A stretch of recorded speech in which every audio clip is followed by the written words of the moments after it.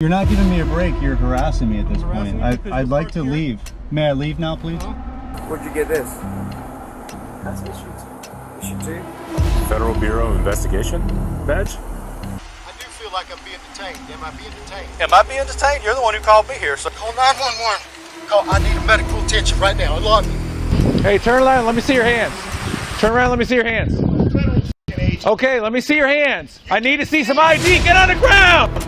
Get on the ground now. Sir, don't argue. Face down on the ground. Face down now. Imagine being a trained federal agent, only to find yourself on the wrong side of the law due to some questionable decisions made by some stupid local cops. Here are 5 real-world examples of situations where cops try to mess with FBI agents.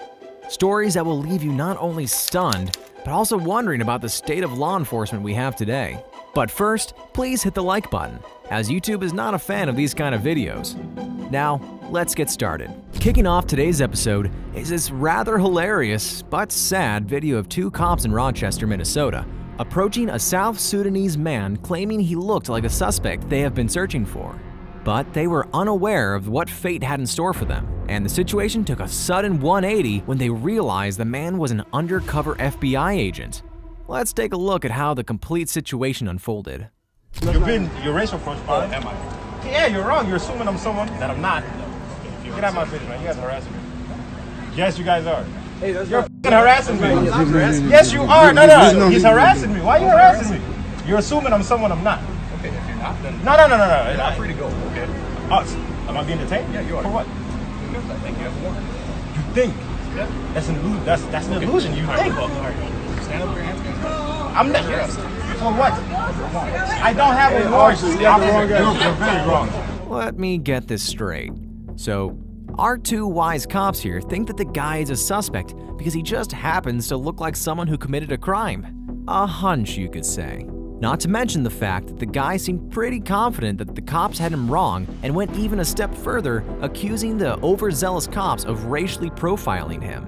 What makes it even more shocking is that these dum-dums also believe that that's enough to detain him. Don't these guys know anything about the law? Remember, the law requires cops to have reasonable suspicion that someone has committed a crime. And oh look, what do we have here? Must be based on more than a hunch. What this means is anything these cops did from here on was way beyond legal and was unconstitutional. I don't have a warrant. You're very wrong. No, you are wrong. What do you mean if you're wrong? You're wrong. You're wrong. Alright, this is the second time I'm hearing this from the officer. If I am wrong, I am wrong? Think about it. It's one frightening statement that's both unprofessional and dangerous at the same time. If officers start throwing such excuses and logic in situations like these, you can only imagine what they would do if the stakes were high. This could easily turn out to be a nightmare for someone, if you ask me. I didn't do nothing. For what? For what? Can you tell me for what? For what? I'm under arrest for what? No. If you got the wrong guy, I'm suing all of you guys. Let me get your card. Can I get your card? Okay. I'm not standing up front. Listen, I'm not under arrest. I don't have a warrant. I don't have any. Unfortunately for the cops, the encounter was filmed on a cell phone camera, and we can see how the man repeatedly kept calling them out on their mistake and pointed out that they didn't have a warrant to arrest him. Something these cops should have known already. But then, things quickly escalated when one of the officers tried to grab him. Hey, yo! Hey, officer! No. Matter of fact, look at my ID. He got the wrong guy, I'm telling y'all. Several voices can be heard in the background, and it seems like they know the man and are telling the officers that they made a big mistake and they got the wrong guy. You guys still got the wrong guy. You guys are f***ing stupid. That's not you. You guys are racial profile thinking I'm somebody. Take some cuffs off. You guys really had nothing else to go to college for but be a cop and harass me? To assume I'm somebody I'm not? My ID's in my back pocket. After the arrest, thinking it was a run-of-the-mill situation, this officer finally decided to follow up on the guy's request to check his ID. Watch how funny this is. Little does he know, he's in for a shock. Oh, what does that say? What does that say? Oh! Wrong guy. Oh! Wrong guy. Oh my God! Turns out, the person in cuffs is not just any suspect. No, it's an FBI agent. Right here in the middle of a local law enforcement activity, and these cops are in big trouble. You can only imagine the cop's expression, utter shock. It's not every day you arrest someone and they flash an FBI badge in your face. Just notice how this arrogant cop shifts from constantly establishing direct eye contact with a supposed suspect to avoiding any eye contact entirely after inspecting the ID. No, get the f off me, dude. Get off me, dude. Bro, you Matter of fact, I need our cars. I need your supervisor over here. Call your supervisor. Call your supervisor. The agent goes on to reasonably explain the whole situation to the supervisor, who clearly looks uneasy at this point and is desperately looking for the nearest exit. Sir, can you please come here? Are you the supervisor? These guys are racing for following me. They assume I'm someone that I'm not. I told them I'm not who they think I am. And they said, nope, you are. I'm positive you are. But as soon as the agent demands their IDs, he showed his true colors. I need their cards. I need your card. I need your card. I need your supervisor. This is. No. Yes, I request your supervisor. Oh, you're gonna. Why is that? Bro, that was fucked up. You guys work with us. No, these are the people. Yes, I'm the people. You guys serve us. So That's because they're corrupt as fuck. I would like. Come on. Okay, I would like your card as well. Yep. And I'm gonna follow the report on you, and you. Instead of owning up to his men's mistake, as he should have, the supervisor chose to defend their actions, giving flimsy reasons for the whole screw-up. Get them in, Sarge, will you? But seeing he had no choice but to obey the agent's demand, the IDs came out. First the supervisor, and then the two geniuses who started this whole fiasco. Is that how you guys work nowadays? You assume someone is someone and that's it? That's all you guys need? Yeah? Oh my God, what is American game? Guilty and cocky. It's a hell of a dangerous combination, folks. It's cops like these who sully the good name of the entire law enforcement agencies. Instead of admitting his fault, which he should have rightfully done, all we see here is a man who doesn't have an ounce of regret. Shame on you, officer. But then again, what can we expect when you're led by such supervisors? I will make a complaint on all three of you guys. That's fine. Do your job better. So if he wants to make a complaint, you go make it. I will make a complaint. All right. See what I'm talking about? All I can say is that the entire event was nothing but a poor show of unprofessionalism and a lack of A, B, and C's of basic law knowledge shown by these foolish cops. As far as silver linings go, at least no one got harmed in this case, which is more than I can say for this FBI agent here. You run your body cam? I am now, because I don't know how legit you are at the moment. It's okay. Special Agent Haddon. The FBI. Okay. You got that on body cam? I do, but I don't understand what the problem is with you meeting me at the office. I'll talk to the U.S. Attorney's Office about it. You can cut off the recording device now. Okay. Well, I will when I leave the area, sir. You might question why this FBI agent is asking the officer to cut off the recording device. Something doesn't add up here. Red flags for the FBI agent, right? Well, the answer is our Special Agent Haddon was actually investigating police corruption in the Franklin County Police Department.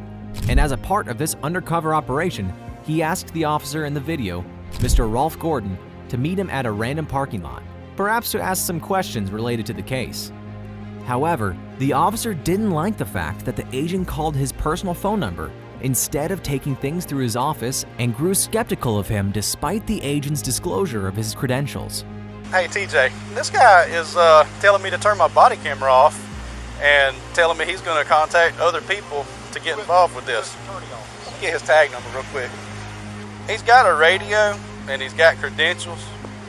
Franklin, does that come back to any government agency? It just advises Advanced Wiring Company. Do you work for a wiring company? Further. It's a covert vehicle, sir. Did he seriously think it would? Of course, it's a covert vehicle. What kind of undercover FBI agent would drive in an FBI-registered vehicle? I do feel like I'm being detained. Am I being detained? Am I being detained? You're the one who called me here, sir. How did you get my phone number? I can't give you that information. That's a pretty dumb thing to ask from an FBI agent. Hey, if an FBI agent is investigating you, rest assured he knows your number, your address, your affairs, your wife's affairs. Hell, he might even know your breakfast, lunch, and dinner patterns, including what types of boxers you like to wear. It's also important to note here that Agent Hatton had valid reasons for seeking such an informal meeting with Deputy Gordon, as revealed later in the interaction when Agent Hatton subtly hints at his potential involvement in a more extensive inquiry into the sheriff's office that goes beyond the scope of the deputy's citation while conversing with his supervisor. You can't call anybody in the PD because the PD is just here backing this guy up. It's Franklin County that's holding him. So you have to call the sheriff to let him know that his deputies have him stopped here and are holding me. He's going to ask why. You're not going to be able to tell him. The plot thickens.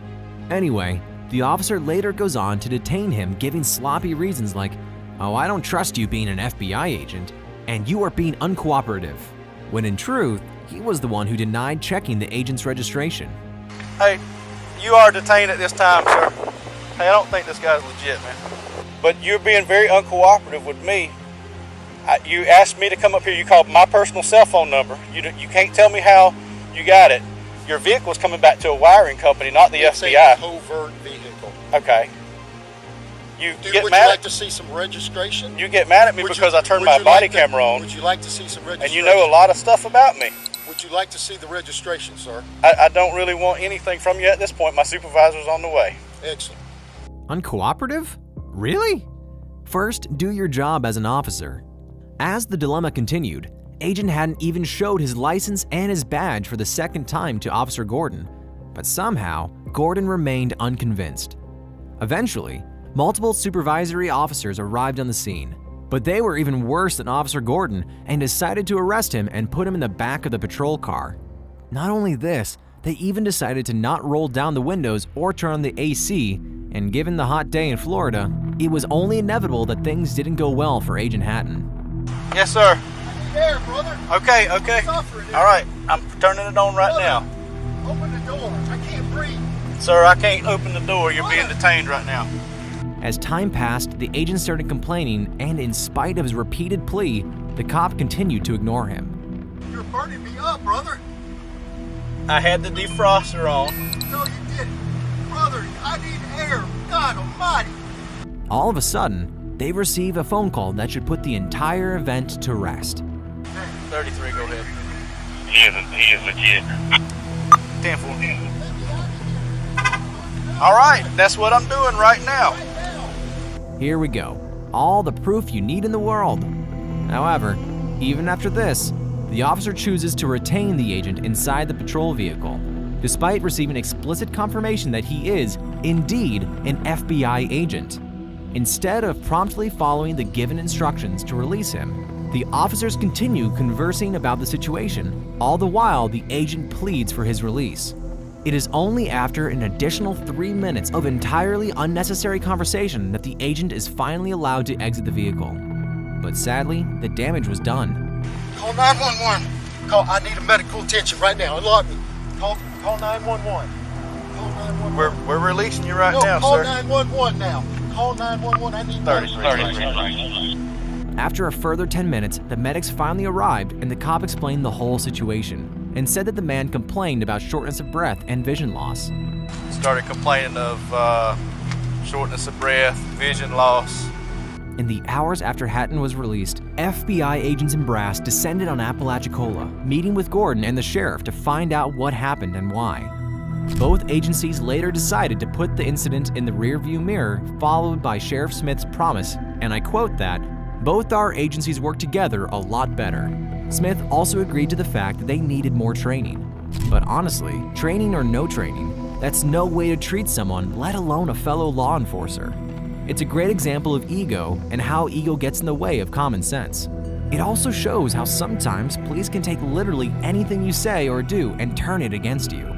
Oh, and if you don't say anything, you're being uncooperative, and that's also grounds for suspicion. Fortunately, despite what can only be characterized as disrespect and negligence from the officers, the agent did not sustain any significant injuries. However, the same cannot be said for ATF agent Burke, who was subjected to such mistreatment by the police that he found it necessary to file a lawsuit against them. On July 7, 2020, Agent James Burke, a 16-year veteran of the ATF, was dispatched to a home on the 3300 block of Edgebrook Drive near Dublin, Ohio, to confiscate a shotgun from a resident who was not permitted to have a firearm. But instead of letting him in, they closed the door in his face and called 911, reading Burke's badge number to the dispatcher. In Burke's mind, it was no big deal as he was frequently used to this verification process. What happened next was not only shocking to Burke, but to anyone who's watching this video. Hey, turn around, let me see your hands. Turn around, let me see your hands. Okay, let me see your hands. I need to see some ID. Get on the ground! Get on the ground now! Get on the ground! What's your deal? Get on the ground now! I'm a federal agent. Sensing extreme aggression from the officer, Burke outright refuses to follow his orders to drop to the ground, seemingly determined to challenge the police's authority to frisk him for weapons. I'm a federal agent. I don't need to obey orders from the local police, he must have thought. But if that were the case, it would mean that any criminal could easily lie and say they're a federal agent to avoid doing what the police say. Even if Burke didn't seem dangerous, he should have just done what the police told him politely, so they could quickly understand what was happening. Naturally, things escalated. Why wouldn't you show me your ID when I got here? Don't move forward. Okay. You didn't ask for it. He is at 335. Get on the ground. We'll figure it out. Copy. Reacted. I'm not overreacting. We got a call that someone's impersonating a police officer out here who doesn't have ID. No kidding, because she doesn't want to open it. Okay, get on the ground so I can find out who you are. It ain't happening. Okay, fine. Fine. Do you find I think I'm a police officer or something? What the heck's the matter with you? Who do you think you are? Get on the ground. I'm not getting on it. Chopper things. I'm not getting 91.7, I'm pulling up. I got my ID. Do not reach for your waist. Despite Burke's best efforts to prove his identity to the officer continued to remain hostile and keep his gun drawn. Once the second officer arrived, the situation took a turn for the worse for Burke. Sir! Don't argue! Face down! On the ground! Face down! Now! Running out of corners, he had no choice but to comply with the officer's demands. The officers kept their firearms drawn at Burke for over 90 seconds before they very aggressively placed him under arrest. All the way. You got my IDs right here, left pocket. Left pocket. And we're gonna put your arm on your back. Wait a second. Do not resist. I'm not resisting. You're acting like a moron. Wait a second. Wait a second. Wait a second. No, don't do this. Wait a second. I got a medical condition. Get my license out of my pocket. We're getting you secured first. Please, wait. No. Hold on. I'm hyperventilating. Please, sir. I'm not. Stop resisting. Would you now. please get my ID out of my left pocket? Stop I'm resisting. begging you. My wife, please. It's right here. Resist. Please get it. I got one cuff on. Get your Help me up. Just hold me up. Sir, I can't do this. Sir! Stop resisting now. Please help me. But wait, the show isn't over yet. Apart from the uncanny aggression, these cops left no stone unturned in bullying Burke. During the forceful arrest, they repeatedly used a taser on him despite him being face down on the ground and not putting up any resistance. Please, Joe, get your taser out. My taser. Get your taser out. Get your taser out, Joe. No, don't do that, please. Sir, Don't make me tase you. You're gonna get tased. Ow, don't do that. Okay. Here. Get him cuffed. Get him cuffed. It is cuffed. Get him cuffed. Get him cuffed. In pain, Burke continued to tell the officers that he was a legit ATF agent out on a case and his ID was in his pocket. Regardless of the confirmation, the officer continued with the arrest and put him in the back of the patrol vehicle. Why would you make us do this? I didn't want you to. I wanted that. Wait. No, you knew what you were doing. Sir, calm down. Relax. Sir, hey, guys, please, just talk to me for 1 second, please. Get in the car. No, We'll wait. talk later. Sir, wait. You had your chance. No, I was trying to give you my creds. You didn't let me show them to Never you. once tried. I did. Get in the car. Wait. Now! Have a seat. Please, wait, I gotta breathe. Okay, Please, you sir, can, let me you can breathe. sit down and breathe. Let me breathe. I have a medical condition. We're gonna get air to you. Get your No, legs no. in. Get your Sir. legs in. We're closing this door. The cops then forced Burke into the vehicle, ignoring all his pleas and explanations regarding his medical condition. I need air. Sir, please, call an ambulance. I'm asking for an ambulance. Okay. You're an idiot. For crying out loud, you're a cop. You're not an ass. No, the heck's the wait, matter I with you? can't. You're fucking my head up. The seatbelt's in place. Please. Why would you act like this? I didn't act anyway. If you are a real police officer, you ought to be ashamed of I yourself. was trying to give you my creds. After about an hour, Burke was released without any charges. Later, Burke decided to file a civil lawsuit against the Columbus Police Department and the two officers involved in the incident, accusing them of use of excessive force and unlawful arrest. It was also reported that the trauma had such an impact on Burke on both physical and psychological levels that he has since moved to an administrative role within the ATF instead of field work. Our thoughts on the matter? Well, as evident from the footage without a shadow of a doubt, the officer's behavior is anything but constitutional in this case and screams of aggression. But to give them a little benefit of the doubt, honestly, both parties involved are guilty to some extent, and Burke could have easily handled the entire altercation much more maturely by just agreeing to just surrender peacefully in the first place. For sure, a lot of drama could have been avoided. Don't you agree? Speaking of drama, get ready for the next one, as it's full of it. Though the man involved here is not from the FBI, but does have an excellent understanding of the law and is here to show how foolish and corrupt these cops can be. Mac Proctor, this guy, was parked in a private parking lot, patiently waiting for his takeout order while he is also on his delivery driver shift. Although his vehicle wasn't in an official parking spot, it wasn't obstructing traffic flow, and Mac had briefly left it unattended for about 2 minutes in order to pick up his food. Upon returning to his vehicle, a police officer approached him and claimed he was breaking parking regulations. All right, Mr. Proctor, that is your last name. Everything okay? Do I need to answer any of your questions? You don't have to answer anything, dude. Okay. You don't have to. Lucky you stand here all day. I get paid either way. Can you go ahead and finish your job so I can carry on? What's up with the anger, dude? I'm not angry. You're not angry? You always talk to everybody like that? I'm not angry. Oh, okay. I just want you to go ahead and wrap things up, please. Oh, okay. It seems like this officer named Diego Hernandez is getting a kick out of the situation and just simply wants to flex his power. It is true that in most cases involving cops, citizens get intimidated and reel back, giving a psychological upper hand to cops, with this cop thinking they have all the power in the world and are in complete control of the situation. So it's no surprise that Hernandez here was taken aback by Mac's composure and his intelligent know-how of the related law. Mac knows that he has the absolute right to remain silent in response to the officer's inquiries, especially those that have no relevance to any criminal proceedings. All right, well, you know, I'm gonna give you a break on it, but you know what I'm saying? This isn't a parking spot, okay, dude? You're not giving me a break. You're harassing me at this point. I'd like to leave. May I leave now, please? Well, do you understand? Am I being detained? Yes, you are. Okay. All right. So do you understand why I stopped you? Do I need to answer any more of your questions? You don't have to. Okay. Okay. But then again, I could do this all day too. Hernandez sure has a lot of time on his hands if he is willing to do this all day. Hey, Mr. Serve and Protect, don't you have bigger priorities like actually stopping people from committing a crime? Well, this proves that we judged him correctly. He does like to flex his power and bully people. I'd like to leave. May I leave now, please? Mr. Proctor, would you like to leave? Do I need to answer any more of your questions? Hello. No. Didn't he say a while back that he was detaining Mac? Jesus Christ, make up your mind already, officer. I'm not the one that's acting this way, okay? I'm just asking you to do, you know, I'm trying to give you a break here, all right? I prefer you just write me the parking ticket and let me go. Right, okay, oh, okay.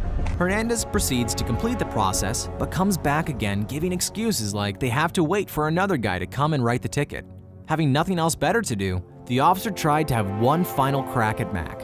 Hopefully I'm not keeping you from anything, am I? I don't like talking. Is everything okay?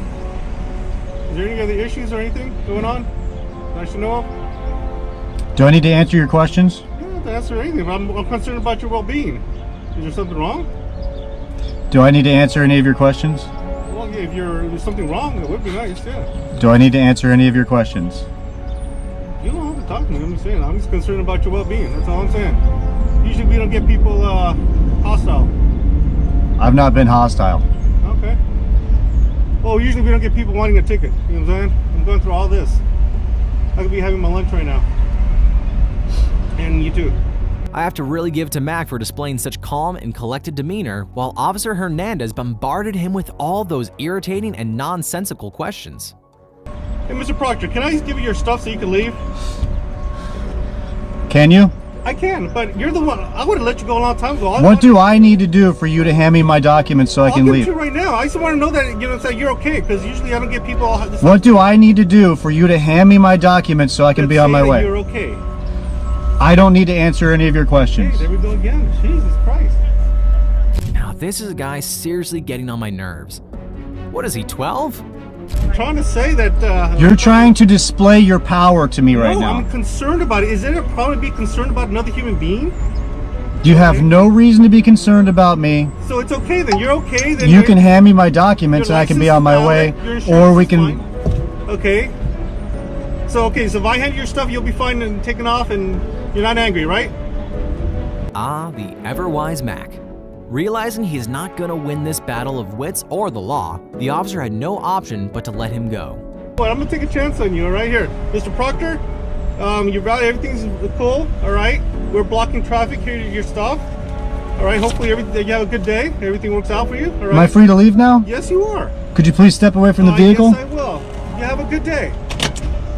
Mac was eventually allowed to go without any further problems. However, this whole incident raises some concerning questions. Why did he encounter additional issues just for exercising the Fifth Amendment? Moreover, it's quite strange this interaction occurred at all. If Officer Hernandez had noticed Mac's vehicle obstructing traffic, wouldn't it be a wiser thing to just request him to move it out of the way? But no, he had to show his authority and had to bully him. Kudos for Mac for not entertaining him and showing him the doors as he rightfully deserved. Not to mention the fact that this whole incident just proves to all of us how important it is to know about the law and handle such situations if you ever land in one. How important is it? Let's find out in the next case where a bunch of cops arrested an ex-FBI security contractor solely for the reason that he just didn't know the law enough. How you doing, sir? Good. All right. What's up? Deputy Troy with the Sheriff's Office. The reason I'm stopping you is your plate's obstructed. Yeah. Whatever that thing's got, you got to take it off, okay? Okay. Because it got to be visible within a certain distance. When you went to driving school and a cop pulls you over, what'd they tell you? Oh, you pull over when it's safe to do. No, you pull over immediately. Okay? Let me tell you this. Now, you pull over immediately. Sure. Because I don't know what you're doing inside this car. Sure. Yeah.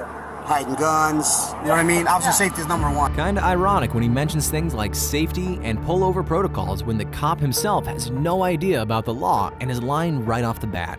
You see, there's no strict requirement to pull over immediately for various reasons, including traffic obstruction and safety concerns. It's advisable to pull over as soon as it's safe to do so, prioritizing safety above all else. Also, if you find yourself in an area that feels unsafe or you're unsure whether the vehicle behind you is a genuine police car, you can activate your hazard lights and drive cautiously to a secure, well-lit, and populated area. Imagine slamming the brakes right in the middle of traffic or getting robbed, or worse, assaulted by fake cops near a dark alley. Something a cop should be well educated on before he starts throwing misinformation. But this is not the end of the cop's lies. So who are you? Former NDOC, and I used to work security at Harris. Oh, okay. I'm a contractor. I just, yeah. Okay. Do you have insurance on this thing? My partner, huh? Do you have insurance on this thing? Yeah. Your partner or what? Now my partner called me. I'm a contractor with Southwest Gas. Mm-hmm. So I got to go over there and get him logged into his computer. No guns inside the car? Nah, no phone. Okay. Fast forward to a few standard questions. The cop begins to ask more targeted and detailed questions, attempting to discover evidence or information that could potentially incriminate the guy. What do you got right there up front? Oh, that's a siren. I contract security. You contract So security? some of the work I require to have a siren. Turn it on?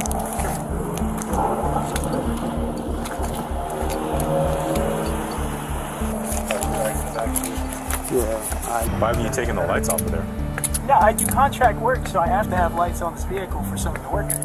They shouldn't be that color though. Yeah, they shouldn't be red and white, brother. Yeah, it depends on who you're contracting with. If you contract with law enforcement agencies, it's different. Which agencies do you contract with? The various ones. DOJ. Name some. DOJ? Sure. So you have a contract? I've worked for DHS, yeah. Okay, so do you have a government ID? I have a contractor ID, yeah. Where's that? It's in my hood. Ready for the big moment? Where'd you get this? That's issue 2. Federal Bureau of Investigation badge?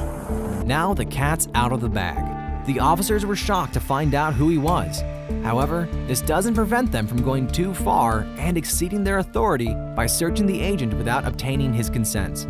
I'm gonna read you your rights too, okay? Because you're handcuffed, you know what I mean? So I feel more comfortable that way. But then, the police officer begins an unwarranted search of the agent's body and vehicle without any request or permission, violating the agent's Fourth Amendment rights, which safeguard against unjustified searches and seizures, an act both illegal and unconstitutional. No guns, right? Yeah. Inside the car? Yeah. Okay. Who, because, like I said, man, too, this is money here. Put that back in, so I'll put it in the bag, okay? So the reason that you're in cuffs, okay? Unless you're a sworn officer. I know in Nevada everybody does. Yeah, you're not allowed to have red and blues. Sure. Right? Because then you Sure. could easily impersonate Red. a police officer. Sure. So who issued this to you? My former employer. Your former employer? So you used to work for the FBI at one point?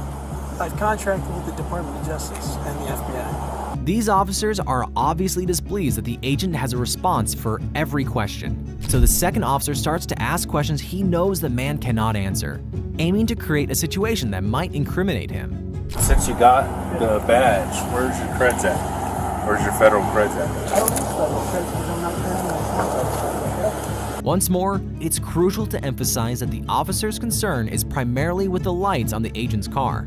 They do not, and I repeat, do not possess the legal authority to conduct a search of an agent's person in this situation. Therefore, going into his pockets is entirely unjustified and downright illegal. Considering the whole light deal, things do seem a little shady. As the incident happened in Nevada, it's essential to note that it's against the law for a civilian to use red and blue emergency lights on their vehicle. However, this man never activated them. And when he did, it was during his official duties as a contractor with a law enforcement agency. Besides, the guy never said he was in the FBI. All he said was he worked part-time in the FBI, so he was far from impersonating a federal agent. The matter was further escalated when a bunch of senior-ranking officials showed up who, surprisingly, turned out to be bigger fools than the two cops and decided to turn the car upside down looking for any signs of evidence. Who knows what the cops found? Or planted. All the more reason for you upstanding people to be aware of your rights and the civil laws that protect you. Well, someone did say that a journey of 1,000 miles must begin with the first step. So what are you waiting for? Just hit subscribe and we will catch you in the next one.